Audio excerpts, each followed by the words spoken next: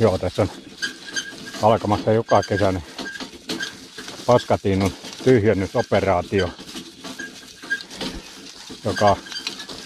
joka on langennut minun osalleni tänä kesänä. Ja tässä mä nyt menen tänne kohti paskahuussia, ulkohuussia rämän kärryn kanssa. Ja nyt me tulemme tänne pääkallopaikalle, eli tänne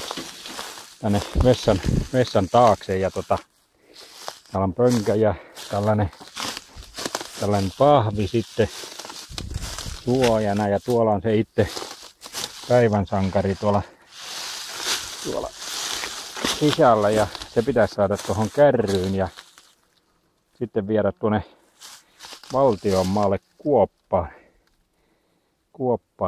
ja pestä tuo paska-astia sitten, ja siellähän se köllöttelee, joo. Ja nyt mä joudun lopettamaan tämän kuvauksen vähäksi aikaa, kun mä otan tuon paskasoiton tuolta. Jatkan sitten uudella filmillä tästä eteenpäin. Ei tästä niin hirveästi.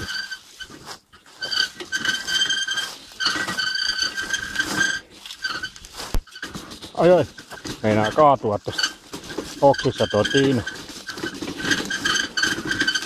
Nyt alkaa tämä metsäosuus tässä. Tosi paha. Tämä tarina on niinku paskatiinun tarina, ja ihminen voi joutua kaiken näköisiin töihin elämänsä aikana, ja nämä on niin sanottuja paskatöitä ihan kuvannollisesti ja muutenkin. Nyt me lähestytään minun kaivamaa kuoppaa tuolla, ja tää on se kaiken karmein homma, kun se kaataa tuonne kuoppaan. Siinä meinaa niinku oksennut ruveta. Nyt se olisi tossa, ja nyt se pitäisi kaataa, ja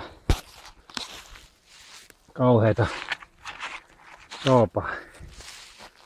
Nyt mä en taida saada tätä kameraa mihinkä silläkin on laitettua, että tää kuvaisi nyt. Mä laitan sen tähän mättäälle nyt toistaiseksi. Niin.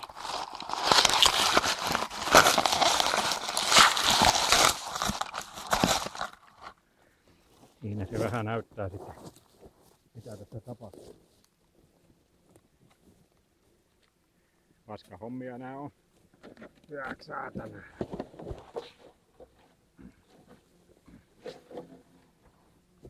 Nyt tää on kiireen vilkkaa luotalla umpeen.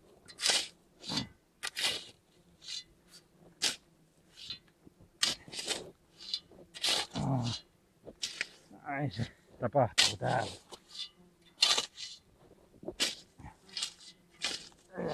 Haisee se.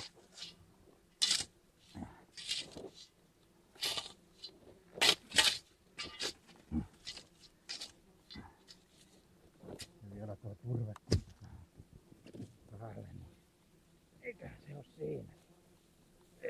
Kyllä haisee. Ai helvetti.